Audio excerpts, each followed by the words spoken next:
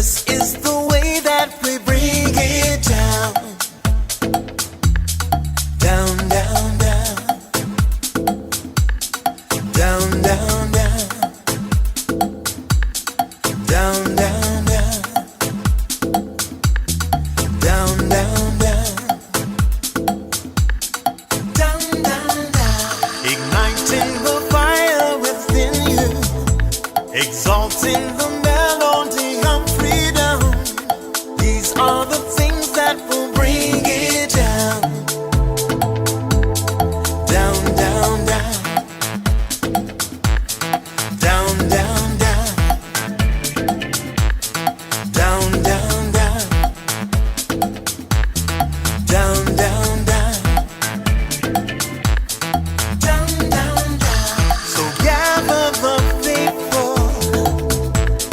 Tell everyone to stand and shout loud. Shout loud. Shout loud. Let's bring it down. Let's bring it way down. Let's bring it down. Let's bring it down, down. Let's bring it down. Let's bring it way down. Let's bring it down. Let's bring it down, down. Down, down, down. Let me tell you, it's in the air. Joy is in the air. Love is in the air. Can you feel it? What it feel like? Freedom. What it feel like? Don't sleep on it, brother. You might get left, sister. Can you feel it? What it feel like? Freedom. What it feel like? Justice. No need to be counted, cause I am down. Down, down, down. Down, down, down. Down for the end of racism, for the end of bigotry, cause I am down. For the end of misogyny, that's right. For all the isms out there, just down, down, down. Let's bring it down. Rise up, people. No more foolishness, and let's bring it way down. Riding the river of change into the cries of contrition. This is the way that we bring it down.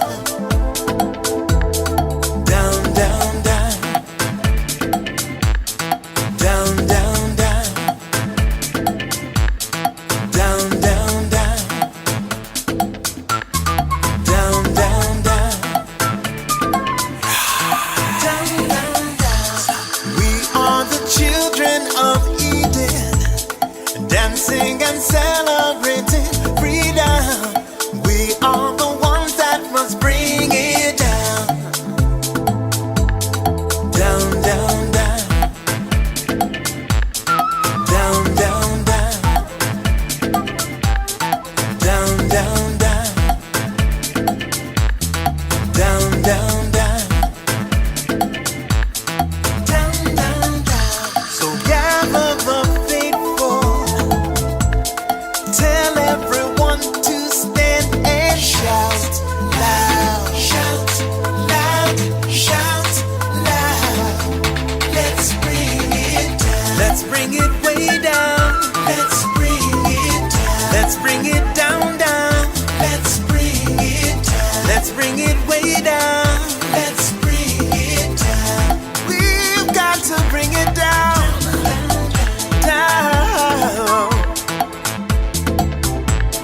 Stand up and shout. Stand up and shout.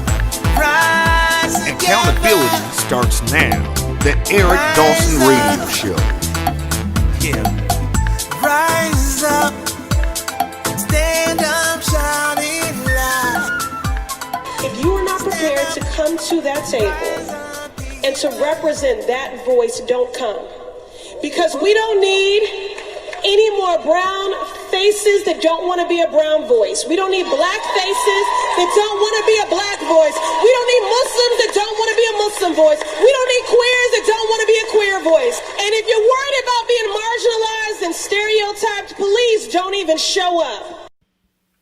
Hey, good morning, everybody. Welcome to another episode Oh, why is the volume not? Wait a minute. Let's see if I can. Is it? Nope. Testing one, two, three. It's not as loud as it should be. So I'm hoping. One second, guys. Yeah. Say good morning, guys. Let's see. I'm checking the levels. Hey, Vincent, Yeah. say Good something. morning. Good morning, guys. How you doing? Yeah. Hopefully, people. Because I'm looking at it, and usually it's like off the chart. So I don't know. We'll see. People will weigh in because they always do. I'm So, gonna need you to get it together, Eric. Good morning. Diane, listen. If you guys see me nod off, like somebody actually said on one show, they saw me like, like, like just nod off. It's because I'm exhausted. But welcome. It's Friday. Happy Friday. TGIF. All that good stuff. Any plans for the weekend? Yes, still celebrating my birthday. What else? That's it. Happy That's all. birthday. Did you get a cake? No, I'm not really a cake person. I got money. That's what. That's what. No, that's my thing. Give me some money. Show me some love with some money. So my cousins dropped off some money. I got money for my birthday. You got money. I got money. My son bought me a North Face jacket. I'm waiting for that to come in the mail. My daughter's taking me tomorrow to get my gift, and which is when it comes to her, I want several things. So she wants to get me a social media manager. I want some gold earrings. I want what else? I don't know, some other things, just some BS. But yeah, I'll hang out with her tomorrow, and then we'll all celebrate tomorrow. And my husband gave me money and dinner. We had dinner, so yeah. Nice. What did And you my have for dinner? girlfriend is What coming did? over today, so we could drink today. And we're going to start, I think, at 12 o'clock. So we're going to start drinking today. We're going to eat lobster and sit outside and drink. Yep. So, happy birthday to me. Excellent. Sounds like a great birthday week. Absolutely. My birthday is in, 11 days. Oh, God. You're a Libra. That's why you act the way you do. I don't think Zodiac actually can define me. Oh, Special mode all to myself. you're special, right? Hey. Special. Oh, I got the special part right. Okay. Yeah. Okay, so I set myself up for that one, but no biggie. So, Eric, how do you plan to spend the weekend? No, yeah, I always say I'm gonna sleep. I may do some yard work. I got some pachysandra that I wanna plant. So I may do that. And yeah, may do some yard work and just kind of unwind. Just unwind. Well, Eric, I'm investigating some vegetables that we could do in the fall season Oh, that we probably need to do now. oh, you Like know what? Can I say? and broccoli. Go ahead. I wanna get a group. How do you get a group together and socially distance and do a group activity? We figured that out. But I want to go apple picking. You want to do what picking? Apple picking. Well, first of all, that is social distance because they're like in rows of apples and stuff. But why do you want to do that? That's not fun. No, it is fun. It is fun. My wife used to take my daughter every year apple picking and then bake Maybe all kinds of apple pies. Maybe I'll change that. That's not adult fun. That's kid fun. No, it is it's adult fun.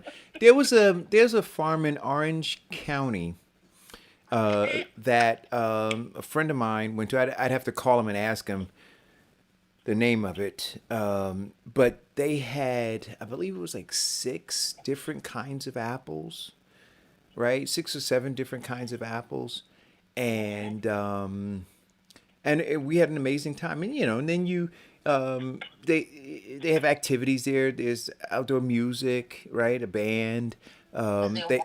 They have wine. Well, what they no. You know what they have? They have spiked apple cider. Apple So they have apple cider for the kids, and then they have apple cider for the adults. You don't. The hard apples. The hard apple cider. So you'd be into that. How much can you drink when you got to drive up there? You know? Well, we could Uber, Diane. Like, what's the fun in going somewhere and being responsible and you can't get wasted? I mean, really. One glass, I don't know. And then Okay. I think that's when you realize the joy of having a teenage child that can drive.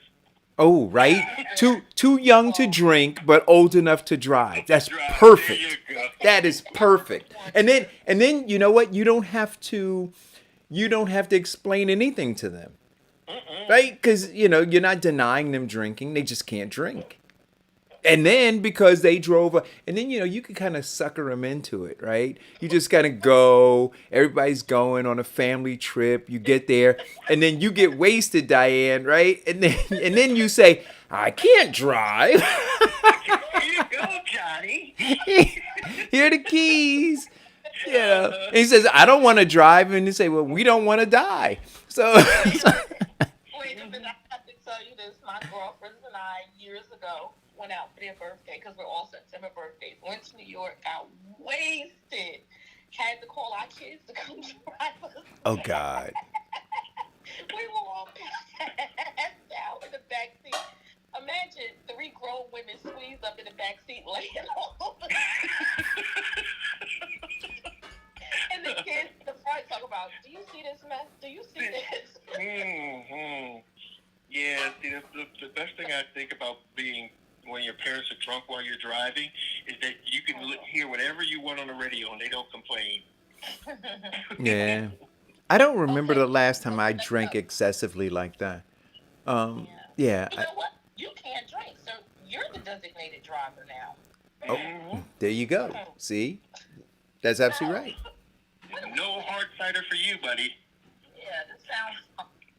So now all of a sudden Diane says, this is a great idea now. Honey, let's go apple picking. Eric's driving. Especially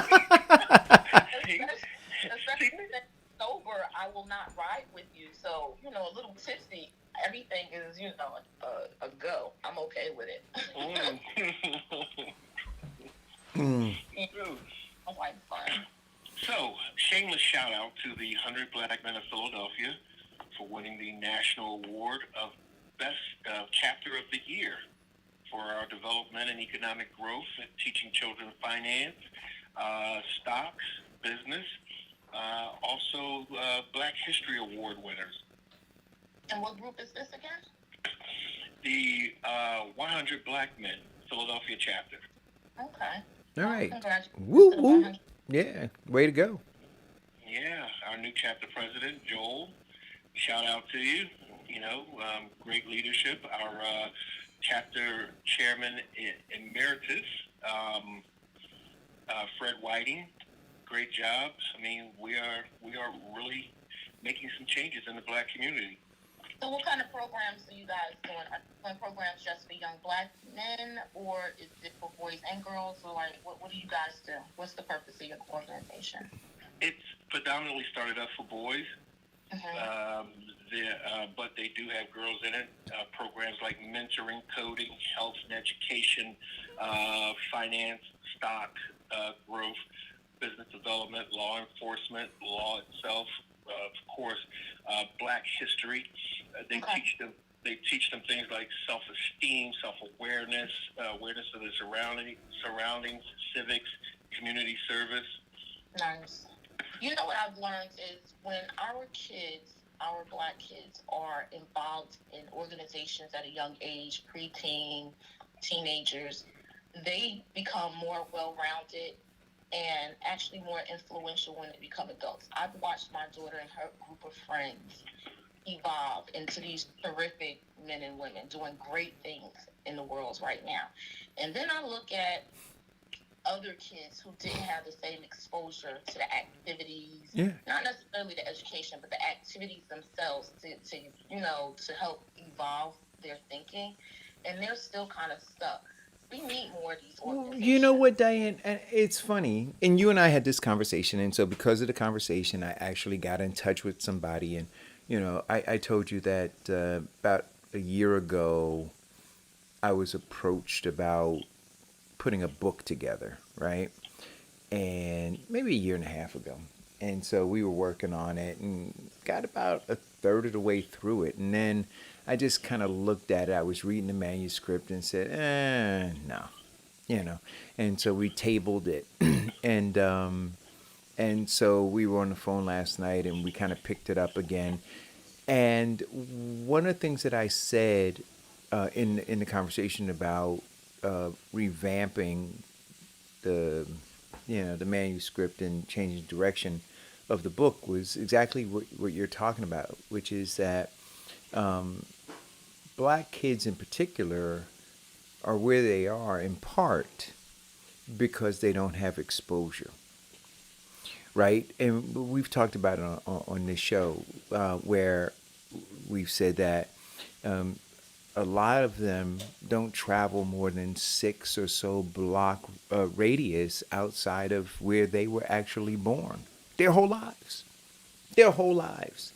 They go downtown, take a bus, come back, go to school, go to the corner store, but they rarely venture more than 6 or so blocks, block radius from where they were born. Their whole lives.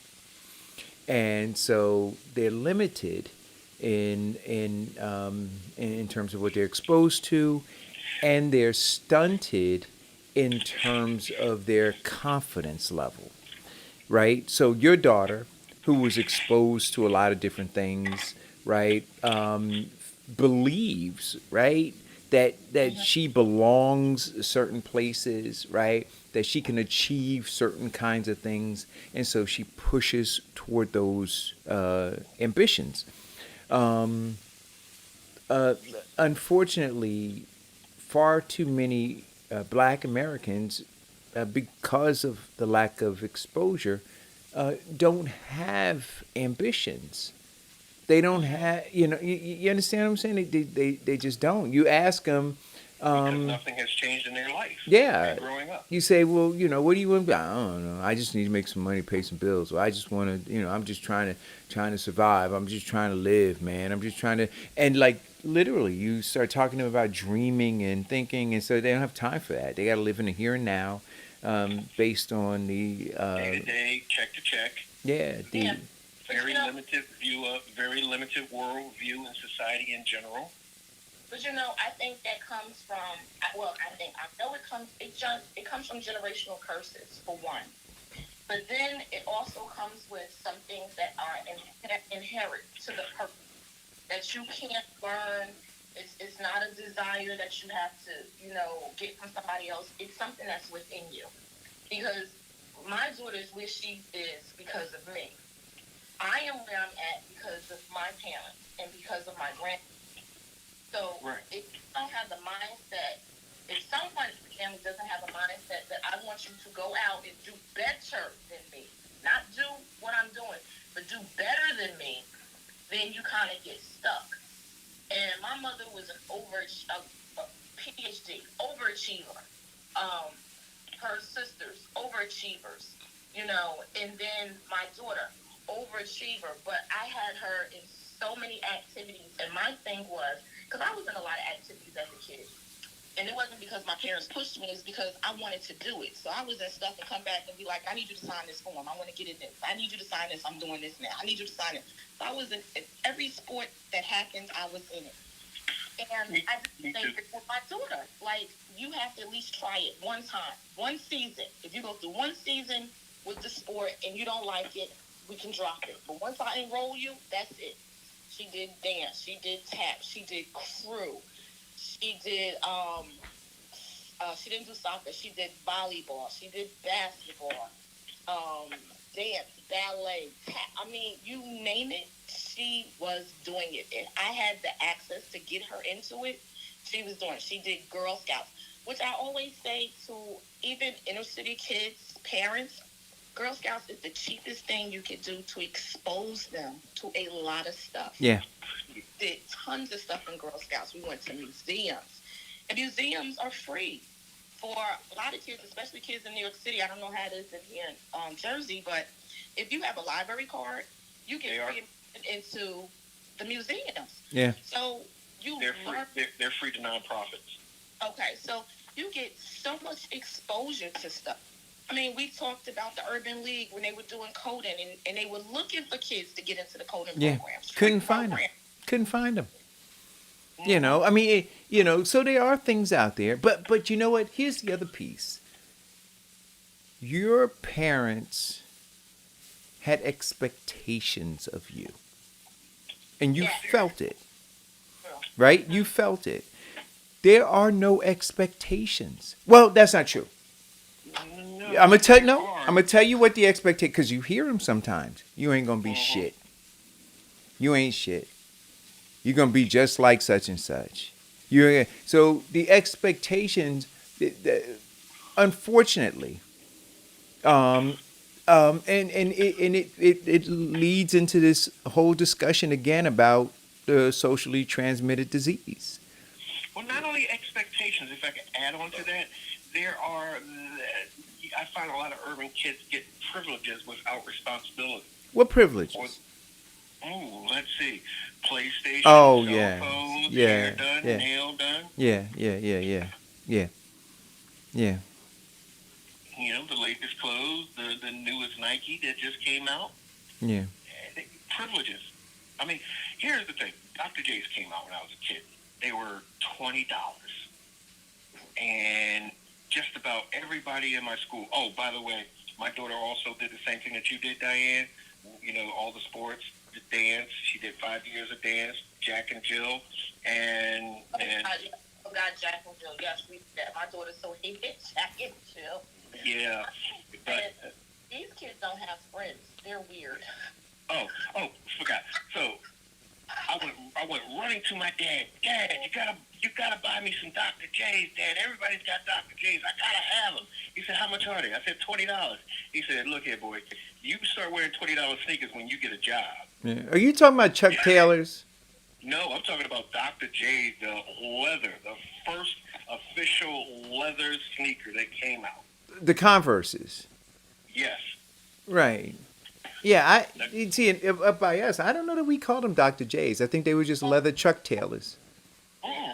Yeah. No, they were Converse. The first brand under the first black brand, Dr. J. Were they? No, yeah. Yeah. Okay. First sneaker brand, Dr. J's. The leather Converses with the stripe and a star. Yeah. Yeah, I got my first pair of expensive sneakers when I got a summer job. I think I told I think I told the story. You remember when they used to sell us sneakers in the grocery store, right? They used to have the metal rack in the middle of the store, and they had sneakers and they had the little plastic tie that tied them together. So the funniest thing was you'd have to try them. They called them Bobos. You'd have to try them on. Well, we called them Jeepers, but you had to try them on. And then my dad would say, walk in them. But because they were tied together, you're taking these baby steps, right? It's like, oh God. And meanwhile, all my friends who had the Pro-Keds, remember the Pro-Keds and the Chuck Taylors, right? They'd be laughing at me in the grocery. It was a Pathmark up there on Lyons Avenue. They'd laugh at me, Eric, get a pair of Jeepers, and my dad would say to me as I was crying, I was bawling in the store, man, like, oh God, I can't believe they saw me. And I was like, Dad, if we're going to go, can we go at night when nobody's here? But he would want to go, it seemed, at the opportune time where all my friends would be in the store. And he said, son, this builds character. And I'm like, oh God. But he said same thing to me. He said, no, I'm not going to buy those for you. And so when I got my Speedy, well, now they call it Summer Youth Employment Training Program, right? But it was Speedy at the time. I got my first Speedy job, sweeping streets and cleaning lots in Newark. And my first paycheck, I went and got a pair of Stan Smiths. I got myself a pair of Stan Smiths, man. And boy, oh boy, did I regret it 2 weeks later. I was like, what the hell? Because I don't know what I expected, right? But all I wound up with was some footwear that cost 5 times what the other stuff cost, and I was trying to impress some people who didn't really, I didn't care about. Impressing. Right. And so I had the Chuck Taylors. I mean, I'm sorry, I had the Stan Smiths, but I went back. I did. I went back to the Pathmark and got myself a pair of those others. Right. I'm like, no, this is cool. This is cool with me. And so yes, it did build character, perspective, and all that other kind of stuff. So yeah. Yeah, I'm a firm believer that responsibilities, expectations of your children, builds character. Yeah. So anyway, so what one other thing we were talking about this, and this is like not, I was trying to figure out how to segue it because I said let's save it for the show. Diane, you were talking about losing a friend of yours, and when you were talking, oh, I don't know who got disconnected. Somebody got disconnected. Hello. Hold on. Diane. Oh, did my phone disconnect you? Yes. All right. So, all right, Vincent's going to call back. The iPhone is the devil too. and Vincent, call back, please. So the iPhone is the devil, and I'm going to tell you why the iPhone is the devil. No, I think that's our kids disconnecting the line because we want to give them more responsibility. No, the iPhone's the devil because it wants to continuously connect me to Wi-Fi and Bluetooth. So what you have to do is turn it off. No, I do, but then it connects again. So literally, the reason it cut off, because right after it did, and you called back, I went to answer it, right, and it wanted to answer through speaker because, through my computer because it wants to tether through Wi-Fi. But I had turned Wi-Fi off before we did the show, so it turned it back on by itself. Right? So this is what was the movie Odyssey to what was the name of the robot the on the ship? I forgot. Anyway. Yeah, but the little light. Yeah, but that's what this is, man. This is scary to me. And yesterday, right? We had, and I guarantee you, until we start talking about national politics, we're not going to have any feed problems with the video.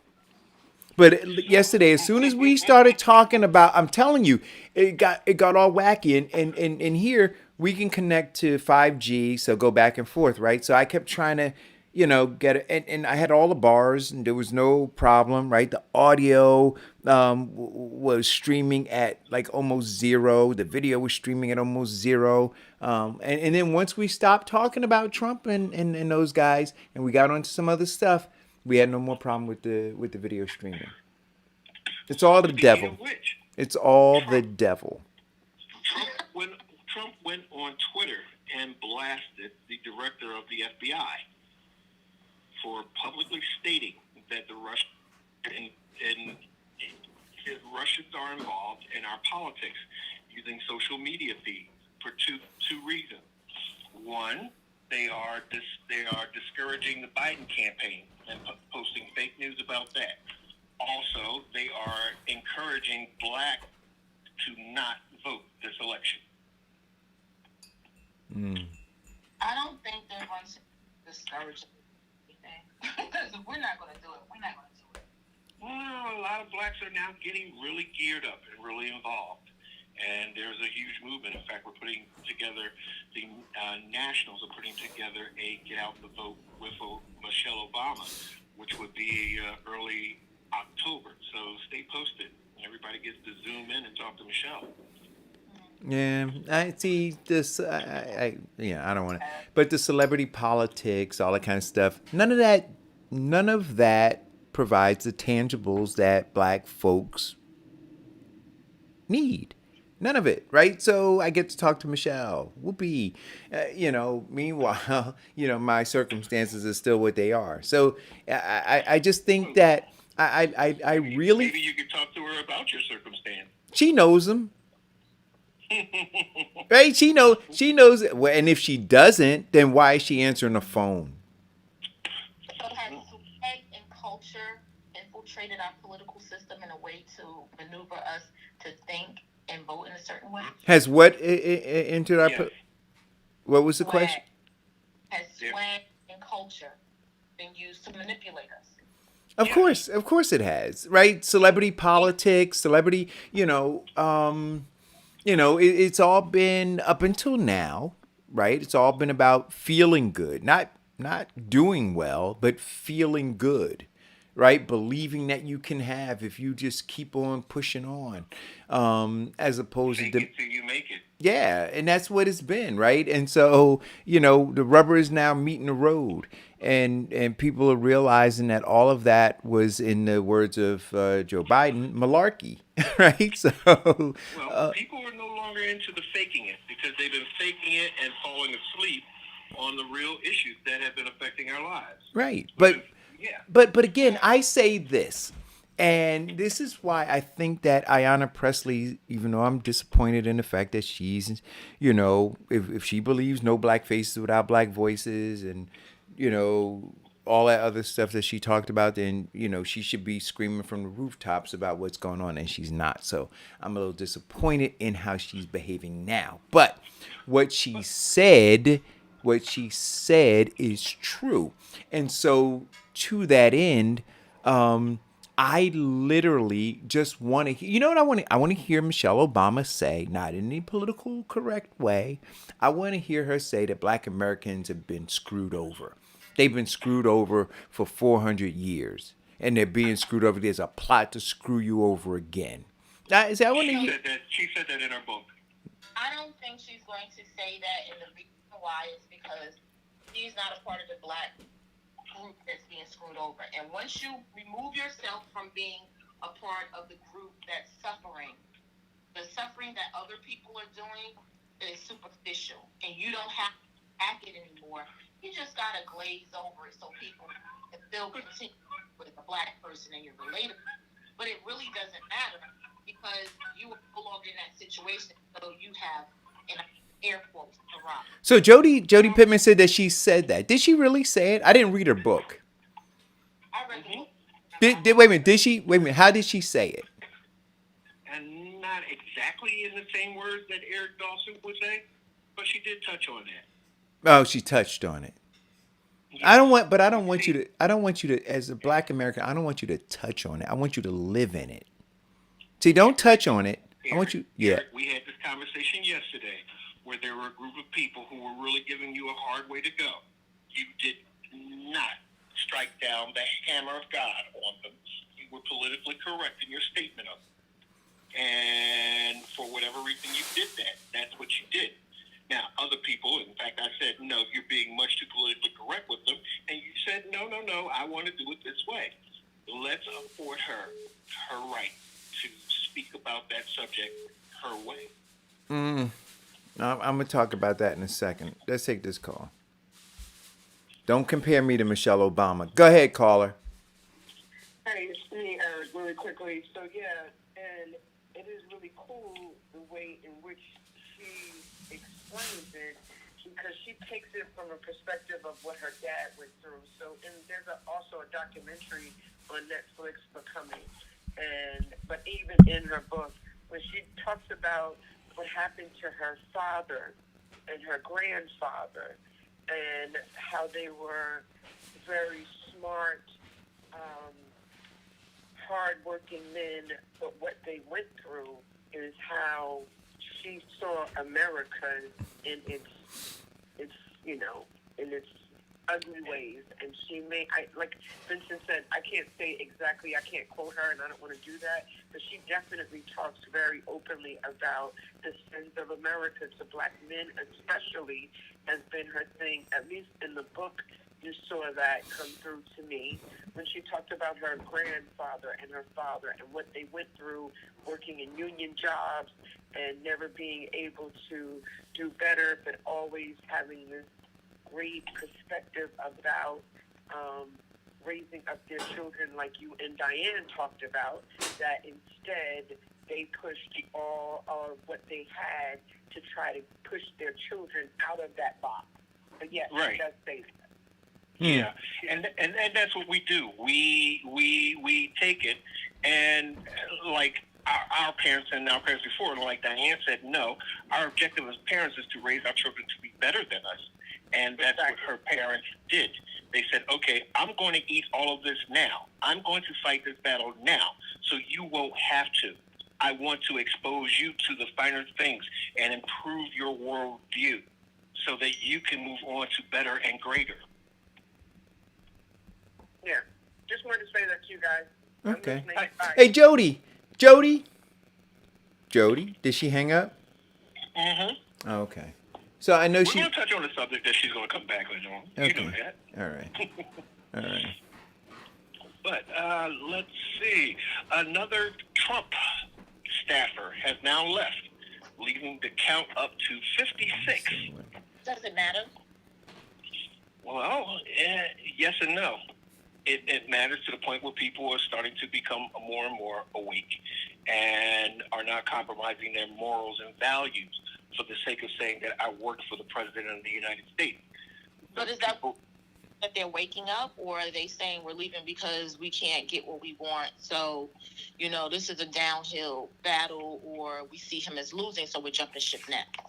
No, actually, people have been jumping ship since his first appointment. That's why he has a lot of interim, because he can't get people to actually go before anybody and testify. They said, okay, I'll do this temporarily, and they leave. Let's look at, he's had, 6 press secretaries? So, no, people are not compromising their integrity for the sake of Donald Trump. Well, Hillside had 7 business administrators under 1 mayor. So I don't know that really because,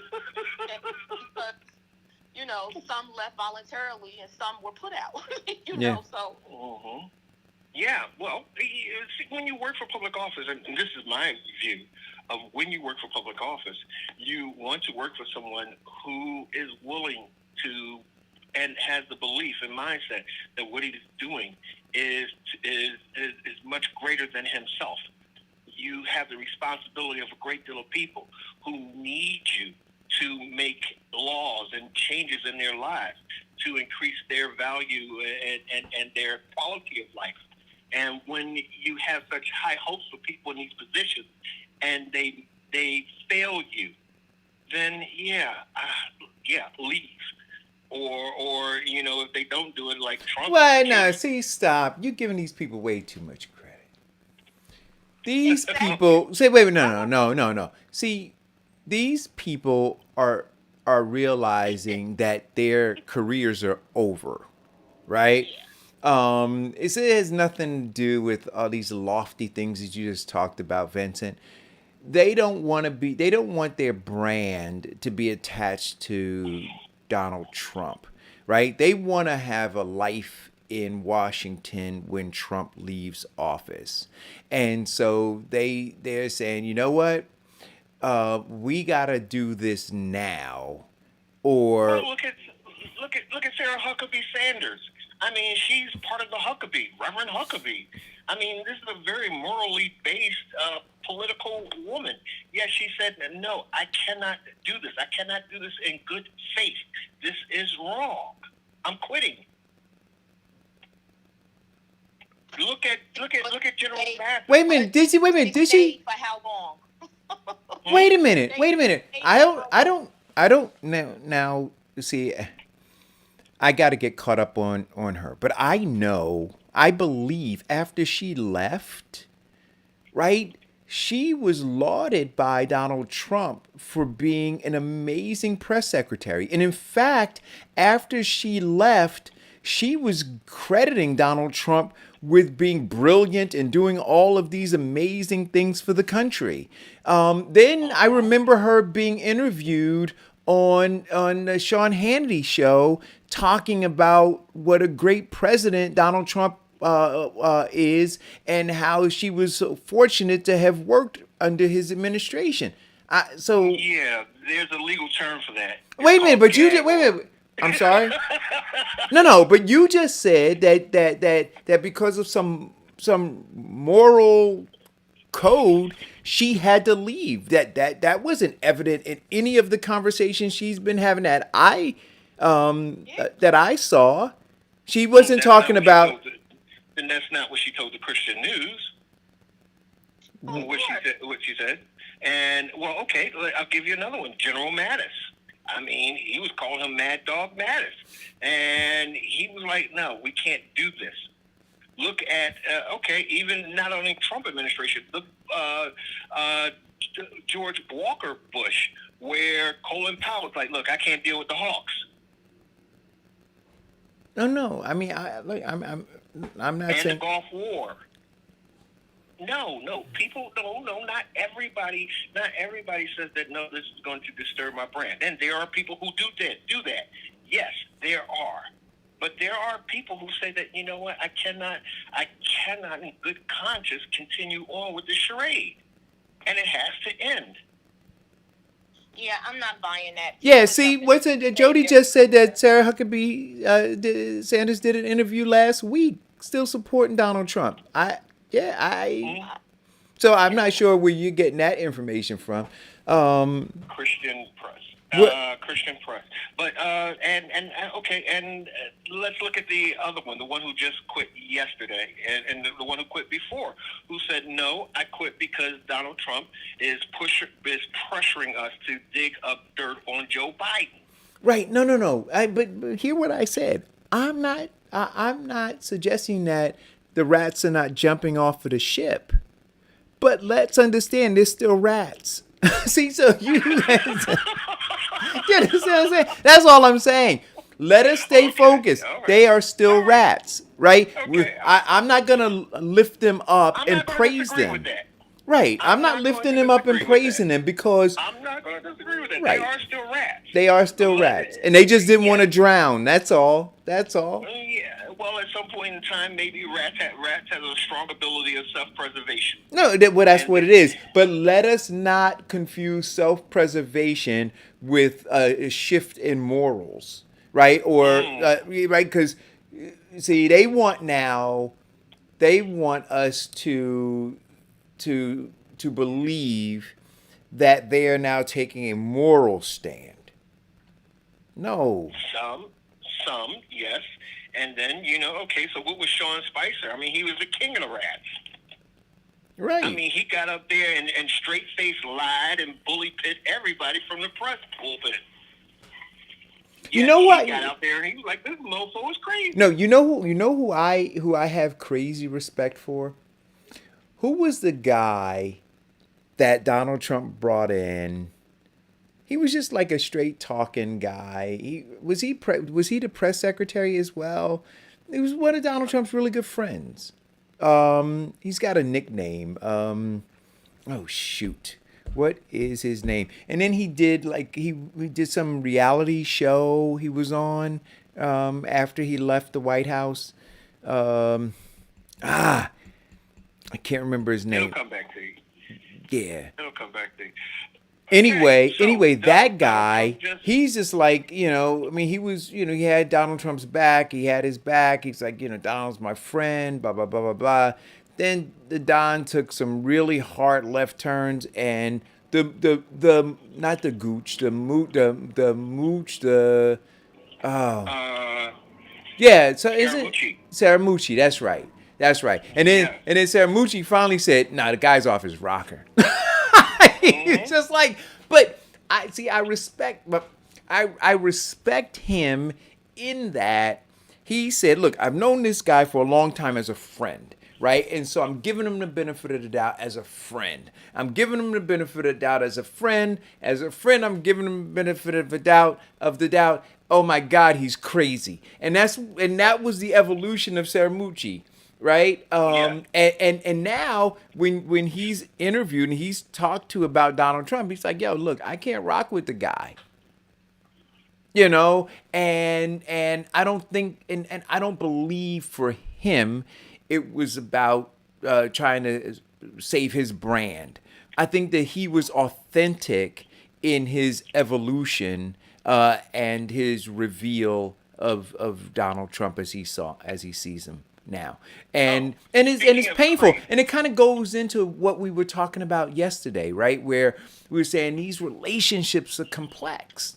You have this relationship with somebody. Your vision sometimes is clouded, right? And you want to be loyal, right? Back to that word loyal, and so I could see in real time his loyalty being tested, not in terms of Donald Trump testing his loyalty, but himself saying, "Am I a loyal person? Like, what kind of they want me to say this stuff about him. They're saying this about my friend. They're saying, shouldn't I defend him?" And that he was really struggling with this loyalty. And then at some point, he said, yeah, he's batshit crazy. Speaking of bat crap crazy, Donald Trump just signed an executive order yesterday to establish patriotic education in our school systems. Don't care. Well, you don't care. I care because care. So here's the deal. Here's the same. Don't care. No, but here's the guy. I can't. So So patriotic education is the whitewashing of American history. Right. So And for the me, look at what he. minimization of the- But look at what he said about what they're trying to do in California, right? In terms of bringing the 1619 story project into the curriculum, right? And Donald Trump said no. He said that's not the history we grew up on, right? And he's right. And you know what? Until Black people start taking responsibility to educate their own, I wouldn't allow it in our school systems either. You know why? Because it's not our school system. It's the white person's school system. Well, but so if you keep expecting their system to incorporate education for us. no. It's not gonna Right, but here's the deal. Diane is absolutely right. I'm not saying that she's not right, but what I'm saying is this. Then okay, fine. But so here's the deal. Yes, it is technically their school system, right? They run it. They set it up. They've designed it. They've designed a mousetrap to guide, to usher us into prisons and into graveyards and such, right? Call a police, hold. But we pay taxes into that school system. Then we need to take our taxes. And We need start to our own so should it be like the Boston Tea Party? Remember where they said no taxation without representation, right? So we're not being represented. Hey, wait a minute. Okay, let's take this caller because I want to talk about the no taxation. Okay. But before you take the call, on Diane's point, our school systems and books are designed by daughters of the Confederates. I get which it. Basically whitewashes history. Right. So I'm saying that we're not represented and we're being taxed and we're not represented. Exactly. Right. We're paying No. to miseducate our children. Yeah, right. So no more taxation without representation. Bam. Call a go. Malcolm. Take the caller. I want to hear about Malcolm in a minute. I'm back. I knew it. So, yeah, let's go with this one. So, the bill he passed yesterday was actually, Eric, his answer to what they tried to do in California. And so, this patriarch, he named it like Patriarch School 1716. He actually picked a year where Black folks listen. Donald Trump is running a white supremacist election right before our eyes, and we're not paying attention. Like when Diane said, "Who cares?" Like we gotta care, right? Because that system is the only system our children have. we It's can't the, now, like, when people that's not talk true. about, It's not true. Diane, I'm sorry. It's the system that we put our kids in. We have choices. We have choices. We could start our own schools. We don't have to wait for other people to educate us, but we do. You know why? Because But who don't really matter. right? Henceforth, the birth of Bethune-Cook University, Howard, and Hampton. Wait a minute. The problem with that is, right? If you can't start something that with a child, right? So if you can't start something that starts filling my kid's world tomorrow, then my kid gets lost, and let's create a different system. Where I always believe, and I always think that we should always believe that no, that system, I pay taxes for that system. I live in this country. That system owes us a justice.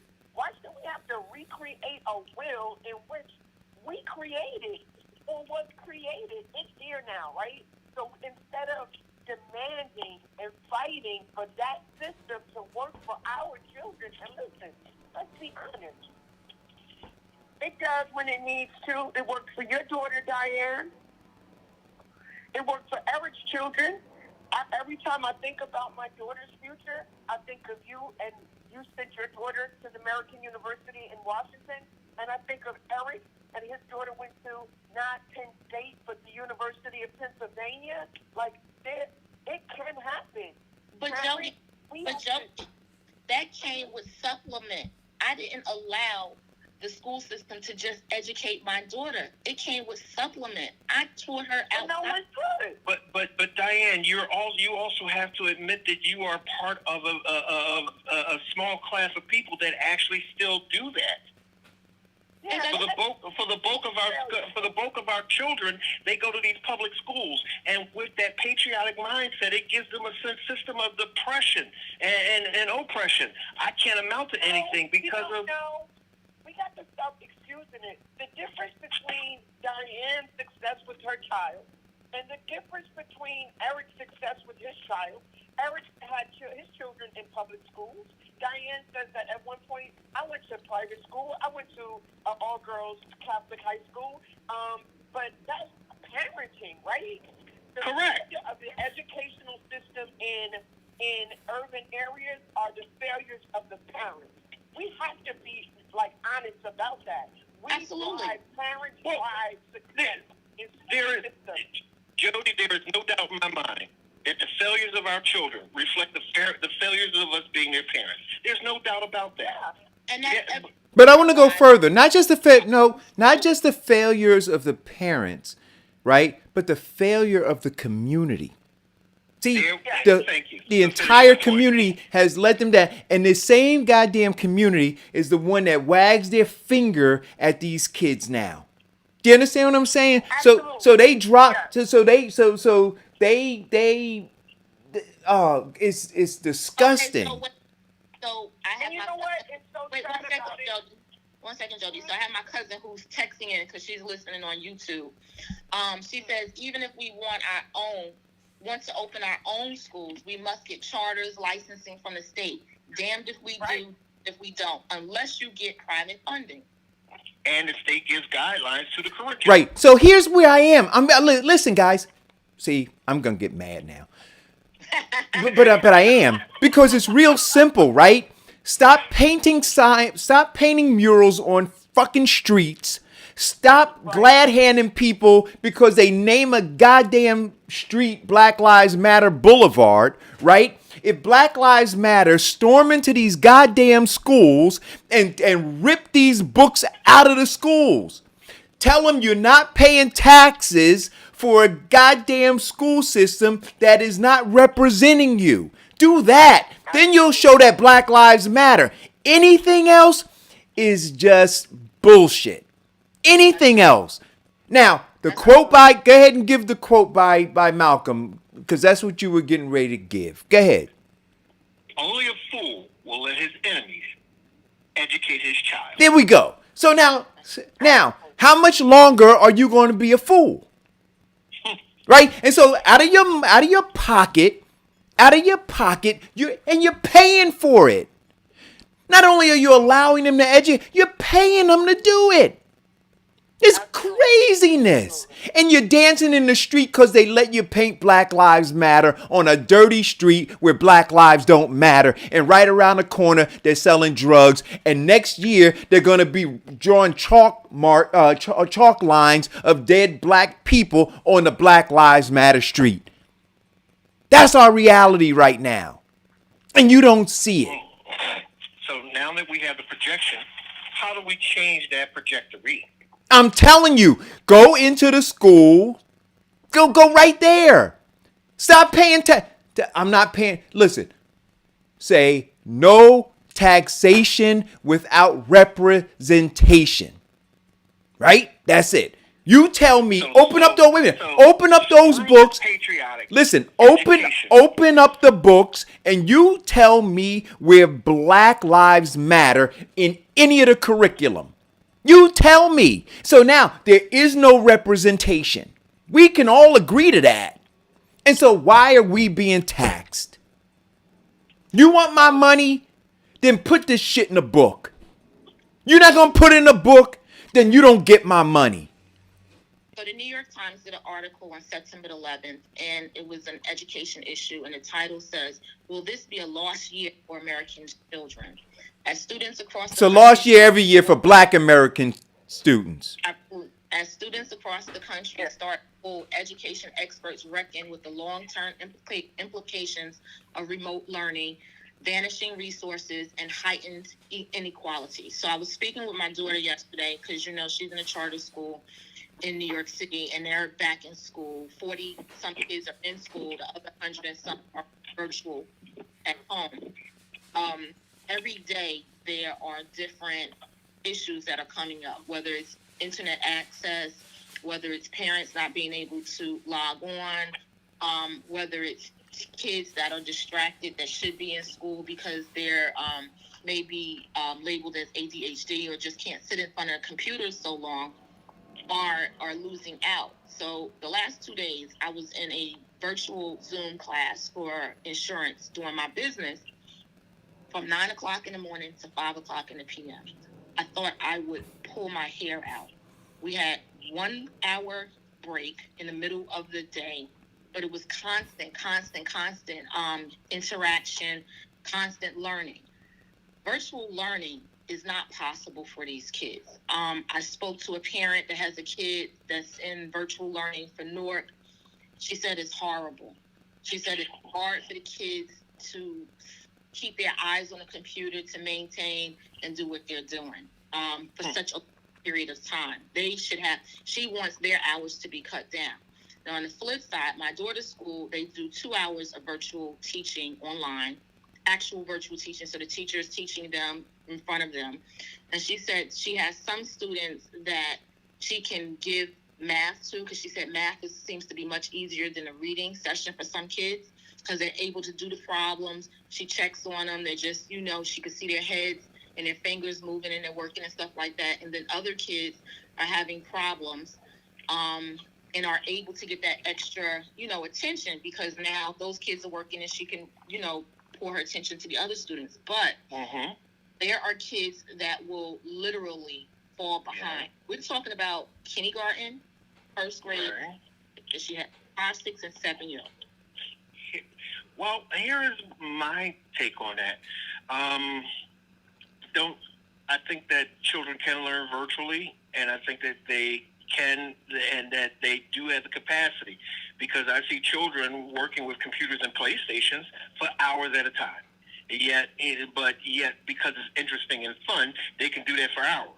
I think that, parents, one of the biggest things. Well, that's the very definition of ADHD, though, right? But that's the very definition of ADHD. Sure, it is. ADHD is basically the ability to not keep focused for a specific long period of time. No, that's not true. It's that you hyper focus on some things and you can't focus on other things. That's all right. Then we find a way to get them to change that, to get them to focus. And one of the biggest problems that we've had with our school system, and yes, teachers have had a strong level, and they do have some culpability with the failures of the children. But the other part that we have to look at is the parents' responsibility. Now, we can sit up here and give our children these games to play for hours at a time, but we cannot have expectations of them to learn on a computer. They can take that same computer and go to a game and sit there forever, but they can't take that same computer and learn history or math? Come on. Let's stop making excuses for these kids and start getting into their little worlds. So the excuses that you're giving are not the problems that they're facing. So what we're facing right now in the school system, and I'll use New York for example, the Board of Education just shut down yesterday. So that means that you have kids that are special ed that are not getting services that they should be getting. You have children who were behind before that are not getting what they need. You have children that were pushed forward into the next grade because at the end of the year, everybody just got a pass because they didn't expect this to happen. They don't know what to do. And then you have programs and teachers who have not incorporated the education system into the virtual world. So while it may be easy to sit in front of somebody and just teach, there has not been a uniformed instruction on teachers setting up their own workspaces to create the atmosphere of a classroom, or to educate the children and their parents about how to set up a workspace for them. Right. So, you know what? A couple years ago, I with kids that live in a foster care system. Right. You're dealing with kids that are homeless, that are living in shelters. So you got a whole gamut of Right. things So- that stop learning. Go So ahead. I had a couple years ago. I had Hassan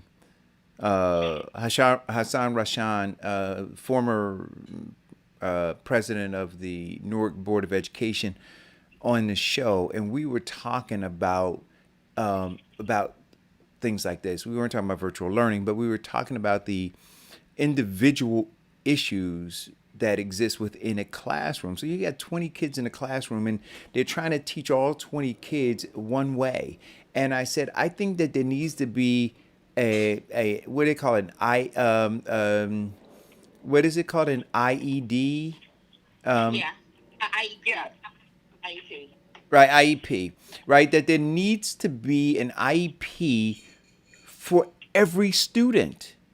See, you can't look and say, that this is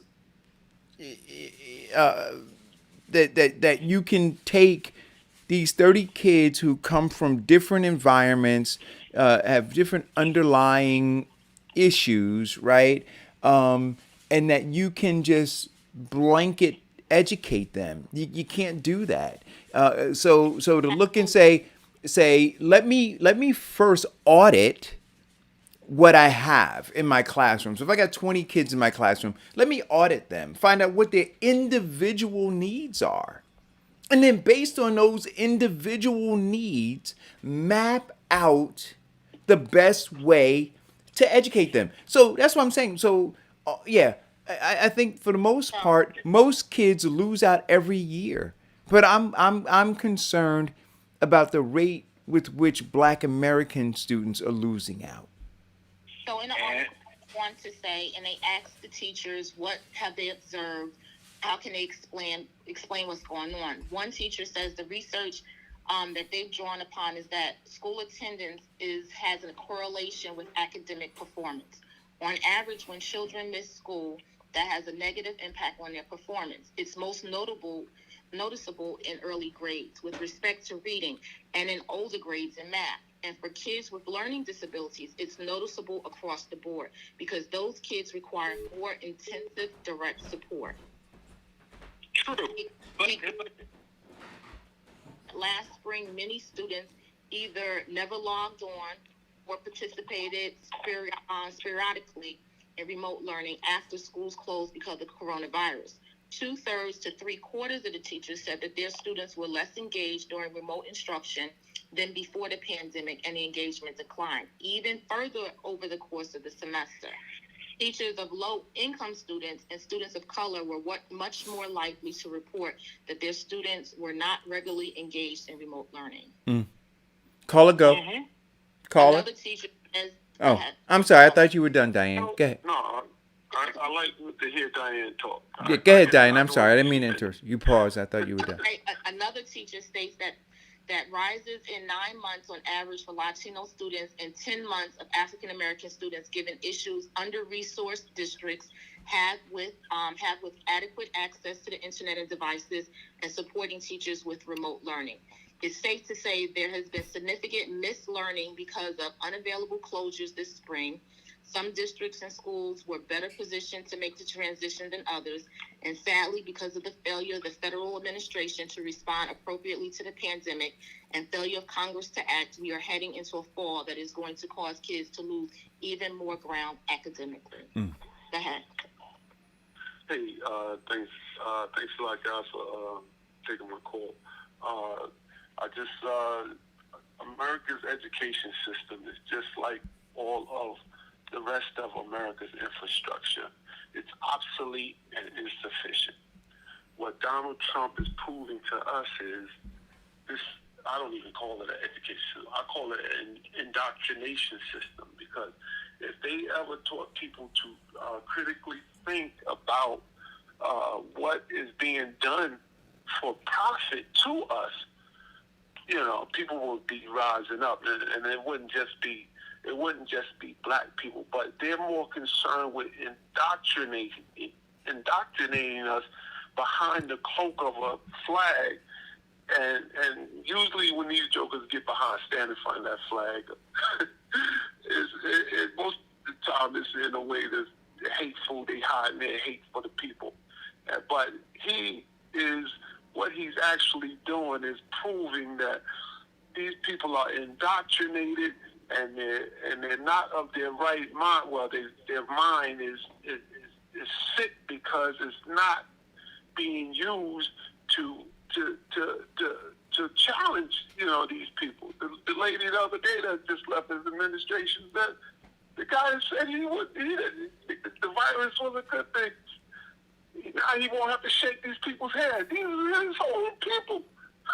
These are his own people, but they're so indoctrinated into a system that they standing out there applauding for somebody that loathes them. And we have to realize that, the education system is obsolete and insufficient, just like our bridges, just like our water systems, just like every other system that is failing us. And we don't get a hold and start thinking environmentally of these problems.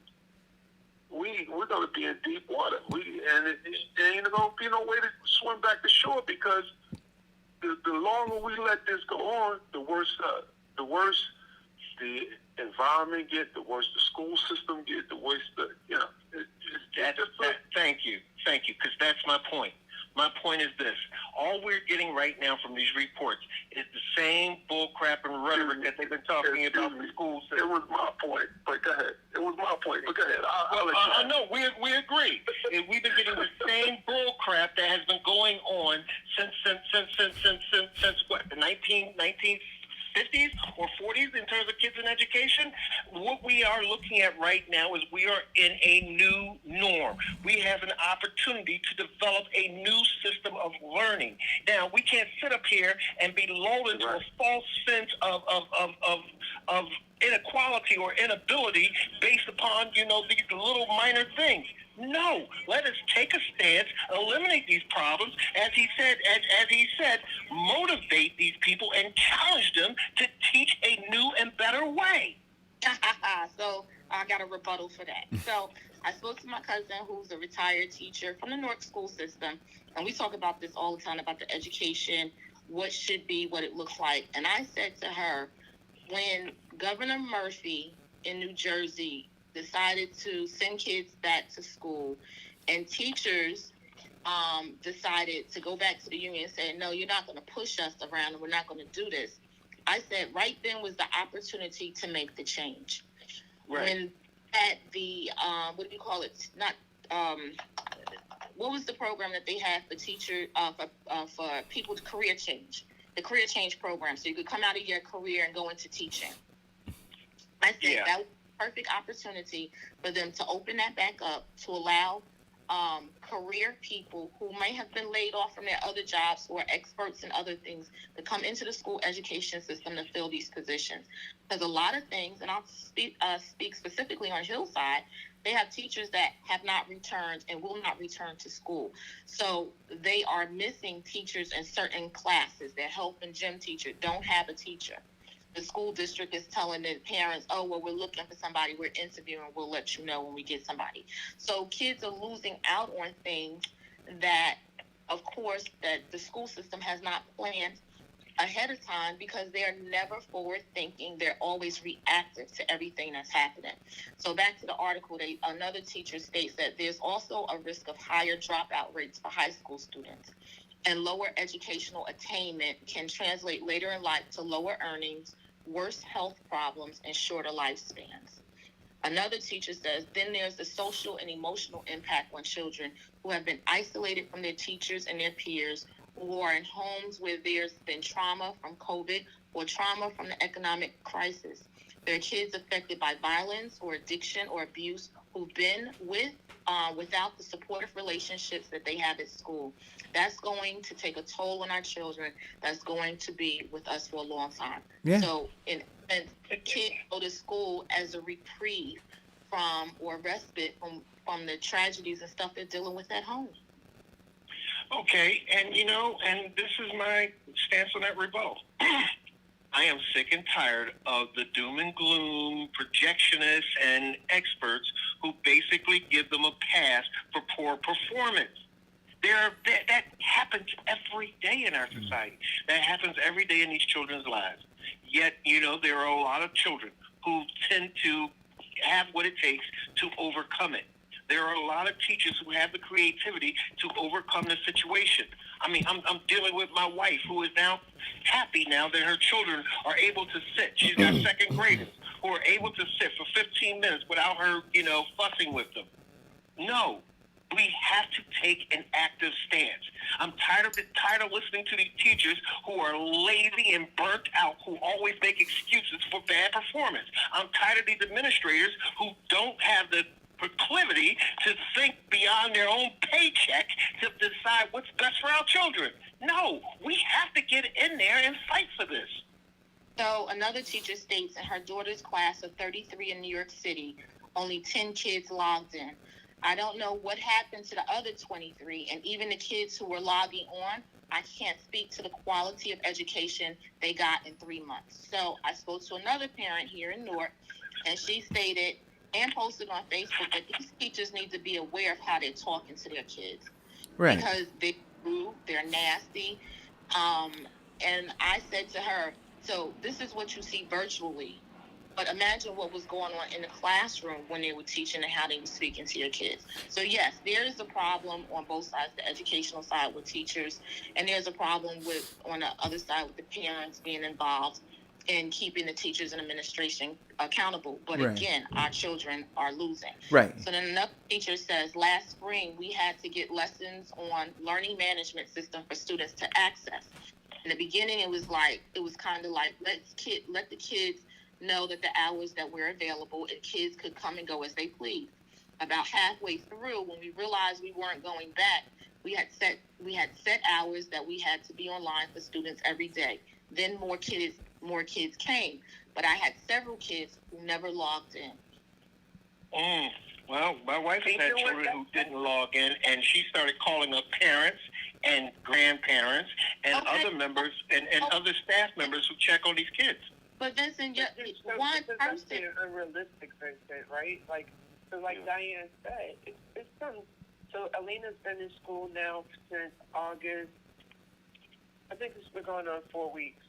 So, but the state has just started calling parents about giving them the laptops for kids to do school, right? So Lena's been in school for almost a month, and there's children that haven't been in school. That's not the failure of a parent, right? Because that would be to say that a parent is failing because they're in poverty. So we're talking about inner cities where poverty is at an all-time high. So how in the hell did they fail to to the level of just not getting out the basics that these children need. Lena is doing fantabulous in virtual school. I went from total fear to very comfortable. The rigor is what I needed it to be, where she's still up at 9 o'clock in her AP classes, where she still has to go on to Khan Academy and reach out and get some tutoring on math. It is intense. It is good for me. But to know that there's a kid in Lena's classroom who hasn't even made it to the classroom because they don't have Wi-Fi or they don't have a laptop. And for us to act as if that is not a realistic portion of education in the urban area is not fair, right? And it's going to turn out, like Diane said, we're just going to lose children in this. We're going to lose the education process. Just today. Now, you said that it's an unrealistic expectation, and for some people it may be. For those people who accept failure, it is. This morning in Dunkin' Donuts, I saw a woman. Why are you saying No. Let me finish. Accept failure. Well, let me finish, and I'll explain that. Because I saw a woman today in Dunkin' Donuts. She does not have Wi-Fi or a cell phone. Her child, she downloaded Google Class on her cell phone, and while she was eating her coffee and donuts, and her child had her morning bagel, her child was in class. And she said, well, I don't have the laptop yet, and I don't want my child to miss anything. People find a way to make things happen when it is right. But here's what Jody is saying, and this is wait a minute. But this is where I get where so we can talk about and the best analogy I could give is the one-offs, right? So you can ride through a desert, Vincent, and you can see a flower that made a way, right, through the heat and drought and everything to bloom. But you wouldn't say that is the optimal condition under which one should be growing those flowers. You would marvel at that one. You wouldn't use that as the example and say that every other flower should be like that. And so what I would do, Eric, is this. Is the same thing that we're doing. We see whites having a better quality of life and in their conditions. Yet we say that, if they can do it, then why not I? And we start making plans and steps to actually achieve that. No, but we know why not us. But wait a minute. No, wait a minute. But we know, because now you want to get into this whole rugged individualism thing, right? I know why not us. Right, I know why not us. No, I know why. No. It's the ability to accomplish the task, to make it happen. No, I know why not us. I know why not us. It is because of structural racism. That's why not us. I know. Okay, but Eric, here is one important thing. Structural racism has been in this country since 1619. Yeah. Okay? But there are still people who progress and grow. Yes, and that, just like I said. But I'm not the type of person who's going to sit up there and look at the evils in this world and consider myself and prepare myself for the failure. So we're going to talk about what we said in the beginning show, and we talked about generational curses and people having structure and families and learning from the person before them and before them. If you grow up in poverty, and Vincent, you know this, and if you say you don't, you're a liar. There are people in Camden who are in their 5th generation of poverty. 5th generation poverty. And look, I know people who are now in their 7th generation of welfare. So yeah, I know that. So there are people who will never get out of the cycle that they are in because they don't know how.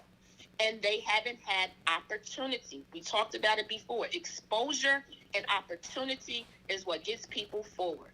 That's it. Black, white, Puerto Rican, whatever. If you don't have the opportunity or the exposure, you're not going to move forward. Okay. And I'm not disagreeing with that, Diane. Not at all. But what I am saying is this. At some point in time, there was somebody in somebody's lineage that said that I am going to break the curse. I am going to do this for my child. That's unrealistic too. That's unrealistic to the first person Well, whose mom is on crack. That's just unrealistic. That's just really? That doesn't even. It's not even. It's not even a molecule of their life, right? But Jody. This is our reality. Wait a minute, Vincent. Go ahead. There's millions of children, black, white, green, and yellow, whose mommy is on crack. And so getting to that laptop and getting to that Wi-Fi and getting to that Dunkin' Donuts is like shitloads away from their reality, right? But Eric talked about it earlier when we talked about Diane. But then that's where the community is supposed to step up, right? So the one reason why charter schools were so successful when they came into Newark was, and it was good for a while, they fed into that ill. And let me be fair to them. It's been good the longevity of it all. So when charter schools came in, they came in with the structure of, okay, we have these parents that are totally engaged. They still had parents, just like Newark Public Schools, that did not engage. So they engaged those children. So people before the washing machines came to Westside High School, there was washing machines in a couple of the charter schools. They were doing the business that they knew that child wasn't getting. They were making sure a child got a meal at the end of the day. This was because they recognized what they were dealing with, right? It is no. I heard the mayor of New York this morning on the news, and when he was being pressed about, well, why didn't you have this ready in June? Why didn't you have this ready in May? Why didn't you know that this was coming, and why didn't you prepare for that? That's the racism.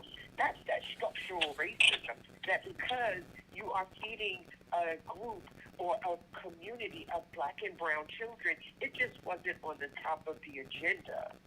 Because they know that we're going to lose those kids with whose parents are on drugs, or whose grandmother can't even get up in the morning, but she's raising 3 of her grandchildren. Those are our realities, and until we make the village work the village. I remember Diane talking about her daughter and how she was going to school, and this is what's so great about shows like this. I don't know if everyone participates in that way, but when someone drops a jewel in my box as a single mom, I'm picking that box up. Diane talked about how she was able to go into the church house and they watch her baby so she could go to school, so that she could pull her baby, so that whole entire structure solidified Diane's baby, making it out of that structure. She still needed someone to help her to get where she needed to go. The community has to be responsible in that way, or we all lose. We lose the entire village. It also solidifies Diane's rugged individualism to say that I am going to find a way to make it happen. And that's the whole thing. Oh, no, please, Jody, I did let you finish. Okay? Now, the difference in that you said, an example between your child and the other child that did not show up is you.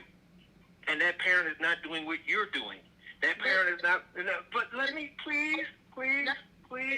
It's about that. My daughter taught in Camden. She had a 6-year-old in first grade taking care of the kindergarten sibling because the mom was strung out. It's always the parent is not so standoffish that they don't want to be involved. They are sometimes medically, mentally, emotionally disconnected and unable to do it. But we just honored, and part that I wanted to say also, we just honored in 100 Black Men a young man who, took our entrepreneur business class. Now, this black man, his mom is on crack. His grandmom is on crack. He's staying with his great-grandmother. Yet, he found a way to actually develop a business that's making $20,000 a year. He's 12. You know what I've learned? There's some people that can't convince. Jody, there's some people you just can't convince, and they will always try to pick one thing to say, well, this one person did it, so everybody else should be able to do it. No, what I'm, no, no, no, no, what I'm, yes, let me, what they're saying is maximizing the minimum and then turn around and minimize the maximum. That's what you're doing. Let me talk to your doom and gloom, what you talked about earlier. It's not just people falling through the crack. We got craters out here now. And until we wrap our minds around, we gotta approach, and I agree with you that we have to approach this thing differently, but we cannot continue to maximize the minimum. And then, no, I'm not maximizing. No. That's what we're hearing. That's what I heard. No. Let me be clear. I'm not looking up here and maximizing the minimum or minimizing the maximum. I do know, and I do agree with all the ills that are going on in our life right now. But I'm also saying that there are examples of people who overcome it. And what I'm saying, hold on. Okay. What I'm saying? I'm saying that there are people who overcome those adversities, and if they can do it, then why can't we do it? And I understand that there are people who fall through the cracks, and I understand that people go through hardships. But what I'm actually saying is that there is a level of hope that you don't have to sit there and accept their doom and gloom projections as your reality. But no, Vincent, what you're doing is maximizing that one person has success and the system is failing us all, and it confuses people like, oh yeah, like these traps ain't out here, they're gonna fall. I understand what you're saying. Yeah, it can be done, but we have a more serious problem than you just giving the illusion that one person is making it and the system is failing. No, I'm not giving that illusion. What I'm saying is simply this. We do not have to accept their projections of doom and gloom as our reality. One of the things, and Jody was right, it may take some community involvement. It may take, one of us coming up and saying, listen, suck this up, or whatever I could do to, if I could do this to help you, then do it. It may take the church saying, okay, we're going to have a safe room for, and we could take 3 kids, 1 in each room, to watch them for after school. It may take a lot of things, okay, to address those multiple issues. But what I'm saying is, don't lie down and take it. I don't think anybody's lying down and taking it, Vincent. I think that's your perception, right? What people are saying is you are ignoring the underlying conditions that are bringing about some of the things that we see occurring. And all we're doing is being honest about, hey, this is where we are. This is what's going on. And you know what? Yeah, we're going to work hard. We're going to fight. We're going to do whatever we can. But these outcomes that we see, a lot of them are predictable based on the current environment. That's just it. And again, I acknowledge the underlying conditions. I do. But when you can't turn and then call teachers lazy. We got bad cops out here, but I don't hear nobody calling them lazy. Come on, man. There's some bad teachers out here. There's some people that are out of their league in the school system, but you can't categorize them as being lazy. No, I'm not. No. We do have some lazy teachers. And I'm not saying that all teachers are lazy, because then I would be classifying my wife, my aunt, and a few other of my relatives, which I know are not lazy. Now, but I'm also saying that, we do have some. And then we do have some lazy parents who basically, send their kids to school to be raised. So now you know that there's lazy teachers out there. Name them. But wait a minute. But you know what, though? I don't even, Mike. I don't. But Mike. But Mike, I can't even go, because you know what, Vincent.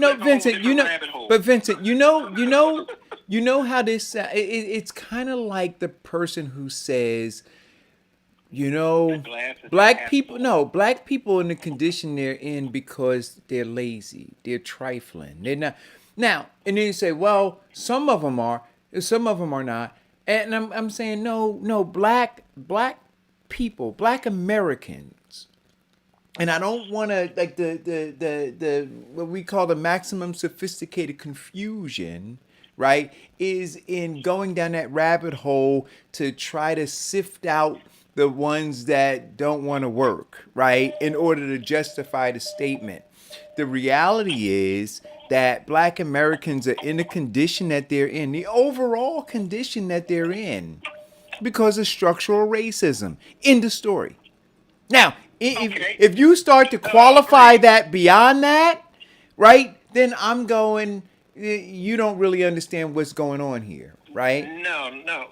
Yeah, yeah. See, and I understand what you're saying, and when you put it, when you taking what I'm saying out of content, it makes me look out of touch. Now, No, what I no. have, If I did that, I apologize. That's not no, the no, goal no, no, no, here. no, no, no, no. I know you don't. I know that you don't have any ill will or anything like that, and you're very intelligent and you give some very good opinions. So I don't take that. I don't take you as doing that. Okay, but what I am doing is recrafting a situation that yes, there are those conditions. But also, what I'm saying is that it's going to take some more work. It's going to take some more effort on everybody to make this a success, to change this trajectory. So let me give you some more from the article. They asked the parents and various teachers, what should we fight for? One teacher says the pandemic has revealed that public schools are one of the few institutions that most Americans use and that connect us in a way that we are not connected anymore in almost any aspect of American life. We've seen how much we rely on them and how the very fabric of our country feels that it's unraveling without the ability for our children to enter public school buildings. Another parent or teacher says, if schools reopen bit by bit, we should think about making a priority kids who are homeless, kids in foster care. Another parent, I think it's super important that I lead a district with optimism about what we can achieve and temper that with the realities of what is so challenging in a time. I never know if I'm erring too far on the one side or on the other side. We have a huge rise in youth violence in our city. Kids have died. There are serious issues around guns, and all that is underneath what we're doing. The violence isn't happening in our schools or in our grounds, but all of it plays out in the school communities among the same kids to whom we're saying log in at 7:30 a.m. I really am stuck on what to do about that. Right. A person says, and this is the last one. I think myself as a pragmatist. We can't afford to just sit around now and laminate and say, well, I wish we had a different president or a different governor. We've got to do the work where we are to expand the educational opportunities for our students because our kids' futures depend on it. We have to do what it takes to make sure that our kids' futures are not sacrificed. History is helpful here. After slavery ended in this country, the emancipated, formerly enslaved people pursued education, created colleges and universities, passed the first laws in the South for public education that universally allowed white kids as well as black kids to go to school. The drive to pursue education was not on any guarantee that it would lead to a job, but because we knew that education would lead to freedom and empowerment in this country, it still is. Yeah. I don't know. Look. And these are schools from all over. These are from New York City to Denver to LA to Newark that they interviewed different parents and teachers on their aspect of what they thought was happening with them. Right. I think they need to blow it all up. You're right. That's it. Like, you're trying to. Now, but we won't accept it. But they're trying to put Band-Aids, right? So the thing is not working. It's not working, right? We have evidence that it's not working. Some come through, right? And Jody said, well, Eric was able to do, and Diane, you with your daughter were able to do, and we talked about supplementing and the things that we need to do. So, and I know, and look, even my dad, and I told you this story, right? I live right around the corner from Weequahic High School. Wanted to go there. The coach, Bernie Adams, wanted me to play football for Weequahic. My father, who was the president of the Board of Education at that time, said, hell no, you're not going to Weequahic. It's a horrible school. And he was the president of the Board of Education. You know, when you have opportunity to be able to navigate the rough waters, you can try to find a better way for your children, Hey, right? can somebody mute their phone? It's like wind blowing in the mic. Yeah, That's me. yeah, you could find ways to help navigate, right? And you can supplement, right? And if you are, you know, a parent who has had the who has had exposure themselves, right? So you grew up in an environment understanding and you know these kinds of things. You pass those things on. Uh, you know, it I lost my train of thought. I'm sorry. I'm sorry. I forgot where I was going.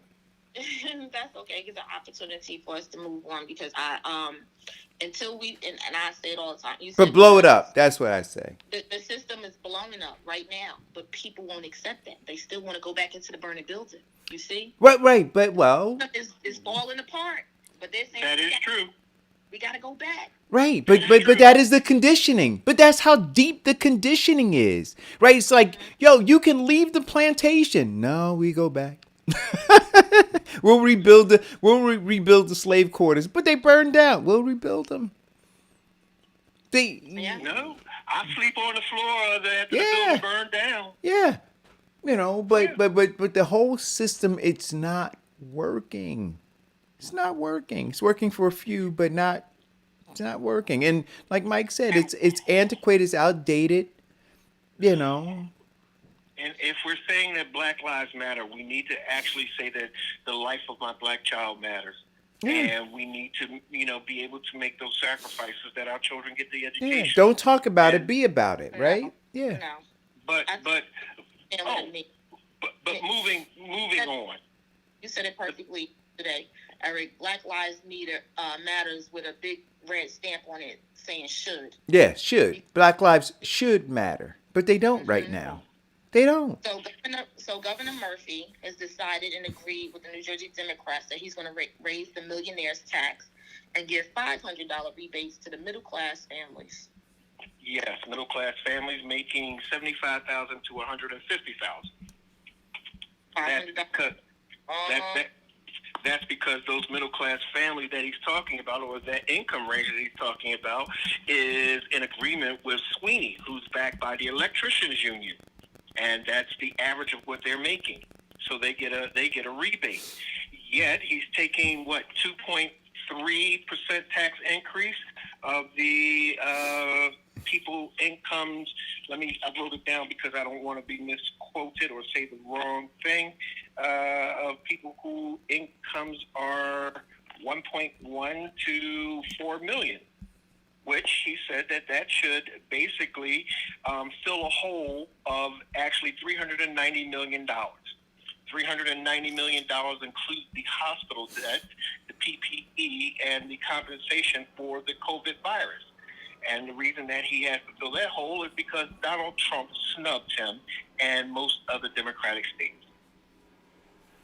Well, crossing the river, going over to New York City, the mayor, Bill de Blasio, has said that 500 city employees are taking unpaid furlough due to the coronavirus financial crisis. He says it's going to start in October. There will be largely symbolic. This is a largely symbolic move, saving around $860,000 in the face of a projected $9 million budget shortfall. But the Democratic mayor said they will still send a message that sacrifice is needed. He, too, is also going to furlough himself. He's also hoping that more aid will come from the federal stimulus plan. federal stimulus bill and has been lobbying for state lawmakers in Albany to grant the city authority to borrow $5 billion to prevent layoffs of 22,000 city employees. So this is the conundrum. You can't talk about how your attorney general is going to investigate and lock up Trump for financials and then turn around and go to him and say, we need money from you. It doesn't work the same way. The same way with the Jersey governor saying, and the mayor of Newark talking about Trump, you can't land in Newark Airport. We won't allow you. But then you're running off to the government talking about send me some money because we need help. So either one is true and you're fighting for the people, or the opposite is true and it's all an illusion and you're all working together.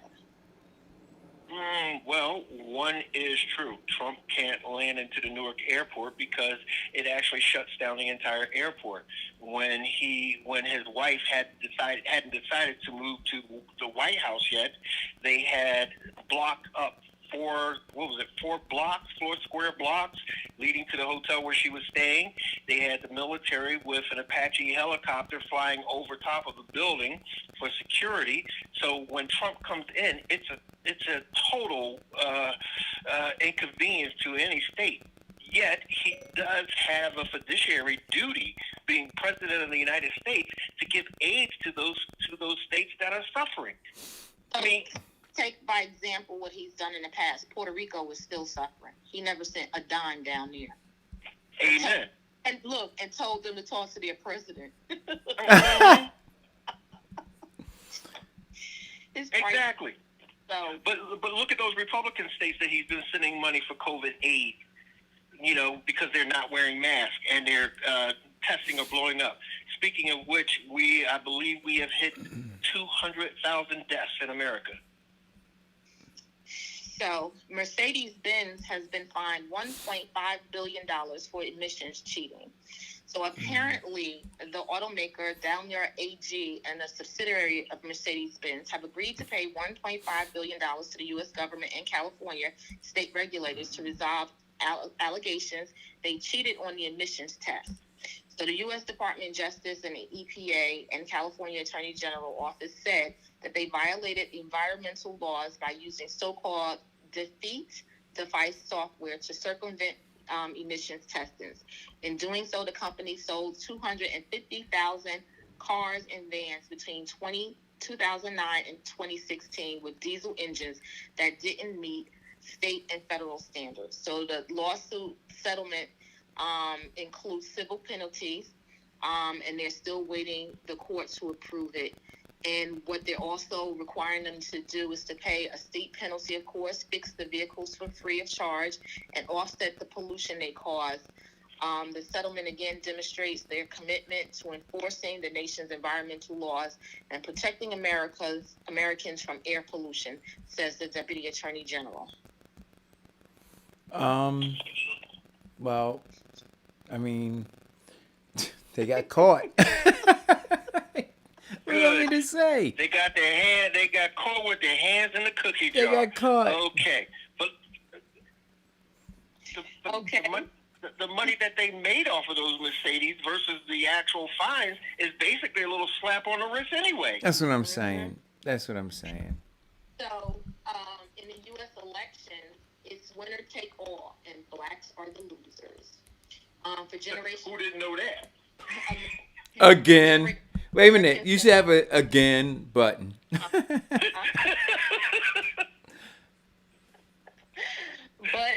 But much lies with us, American citizens, for accepting a system that disenfranchises the majority, diminishes the Americans' welfare, silences outsiders, and marginalizes ethnic and racial minorities. So good luck with the election. What do you want me to say? No news is good news. Well, that's no new news. I mean, that's just a confirmation of what we already knew. We talk about this on the show a lot. A lot of it does have to do with us and our ability to not get involved. I mean, we have a huge majority of a lot of electoral shares in terms of position, but we cannot get 80% to vote. And in fact, we can't even get 40% to vote in a particular any election that's not a presidential. So we continue to go down that slippery slope. I'm praying that somebody listens to the show and start talking to other people to wake up, to start voting, so that they can make some changes in their lives. Because I just getting so worn out of being the guy who's always saying the glass is half full, and that our people will stand up and make a change while we look at things staying the same. I'm really tired of people sitting up there whining and crying about their condition, yet the biggest thing that they could do to make changes is that they don't. Oh God, and we're tired of hearing you say it. So the city of Louisville, Kentucky, and you better be glad we're not in the studio, because Eric knows I would have muted you a long time ago. Your mic would be cut off. So the city of Hey, look, I'm feeling the love here. The honeymoon period is over. The clubs are off. it's just oozing, right, Eric? I still told you we haven't had a sit down as to how he became a host, and we didn't have a team meeting, but I'll talk to you about that later. Oh God. I'm in trouble too. The city of Louisville, Kentucky has agreed to pay $12 million to the family of Breonna Taylor and to institute sweeping police reforms and historic settlement of the family's wrongful death lawsuit. As part of the settlement, now listen to this, the city agreed to establish a housing credit program as an incentive for officers to live in the cities they serve, use social workers to provide support on certain police runs, and require commanders to review and approve search warrants before seeking judicial approval, among other changes. What are your thoughts on that?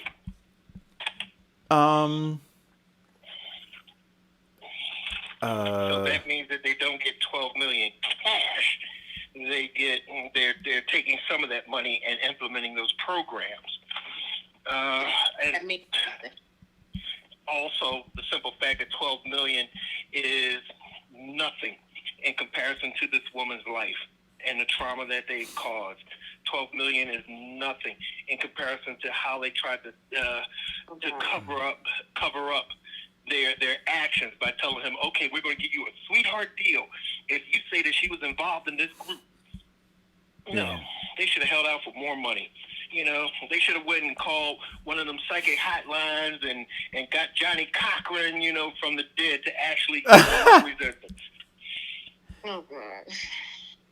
See, that's the reason why I would have had that mic button. Always too much. So, No. Uh-oh. What, Diane? I'm really disgusted with that. That whole incident. But go ahead. I'll move on. As Diane said, I'm gonna let it go. You don't have to let it go. Just not let us hear it so much. That's the best option. So some urban hospitals are facing closures and cutbacks as the pandemic adds to fiscal woes, which is just the opposite of what you would need, I would think. So there's a combined financial pressure that has been exhausted by the pandemic at a time when these hospitals' roles have become more important. The poor patients, the poor, and the people of color have been disproportionately stricken by COVID-19 in metropolitan regions like Chicago, where they've had 3 hospital closures in the last year or so, all of them Black neighborhoods, says Dr. David Ansel, the Senior Vice President of Community Health Equity at Rush University Medical Center, a teaching hospital on Chicago's West Side. He says the decision to close Mercy Hospital is really criminal in his mind because people will die as a result. There has been, an aggressive rate of closing public hospitals and turning them to private hospitals, probably starting, especially starting back probably in 2010. There has been a lot of hospitals who have closed and merged. I mean, we've seen a lot in Newark as well with Robert Wood Johnson, St. Barnabas taking over hospitals and changing them. Jersey City Medical Center going private in Jersey City. Bayonne in the process of being closed. They talked in Jersey City. They talked, rather in Bayonne, they talked about the other hospital in Jersey City that they're in the process of closing their emergency room, which is the first stage of closing the hospital, so they could start moving their inpatients out and or to other local hospitals. I don't think people really understand the advantage and why it's important to have a hospital in your community. As opposed to, let's say, if they close Beth Israel, which is literally 2 minutes away from me, and then maybe the next hospital wouldn't be until downtown Newark, I would be dead by the time I got there. Or if I had to go to Overlook Hospital up in Summit, I would be dead. They don't see the importance, and they're not fighting hard enough about keeping these hospitals open. And of course, these hospitals are always in the inner cities, and inner cities are where the more low income people live, because that's just how the structure of the community was initially designed, right, where most resources and stuff happened. So, go ahead. So closing the hospitals in the urban communities, the people who are already challenged, it increases their underlying condition of fatality. Absolutely, because you close access. So you eliminate access, so people in the inner city who don't have transportation can't get to the hospitals, whether they're sick or for regular checkups as well, because some of these hospitals, their doctors' offices are now in the hospitals because many doctors have closed their offices because it's too expensive for their insurance, so they'd rather go under the insurance and be an employee of the hospital and still have their own hours. So when a hospital's closed, then your doctor goes away, or your doctor may move out to another hospital and be affiliated that's not close to you. So you lose those services and access as well. Yeah, and also one of the things in the dismantling of Obamacare, that on that first wave, it was under the line item about Medicare support to hospitals in underprivileged communities. I mean, but everybody benefited, but the one who benefited the best were the public hospitals. So we talked about this a couple of months ago in regards to insurance and COVID and people being able to file workers' comp claims in New Jersey. And Governor Murphy has now signed a bill this past Monday, making it easier for essential workers in New Jersey who contract the coronavirus to qualify for workers' comp insurance.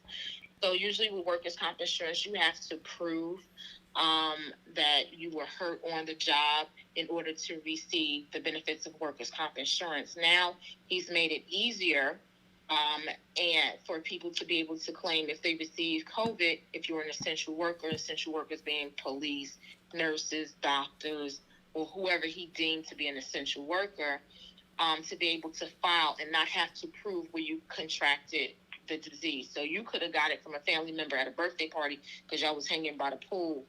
But if you came to work and you had it, and then you noticed at that time you had the symptoms, you could then file for workers' comp insurance claim.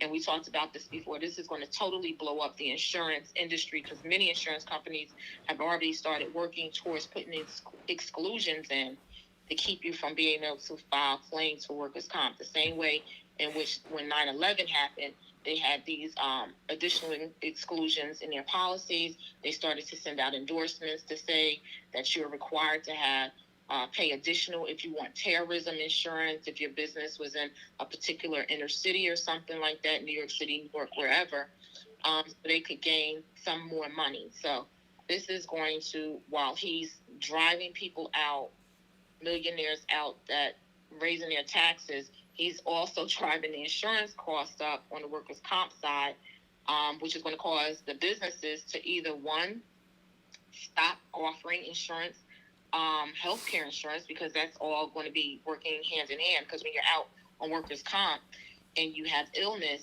it's paid through your health insurance, but you're getting a claim workers' comp from being injured on the job.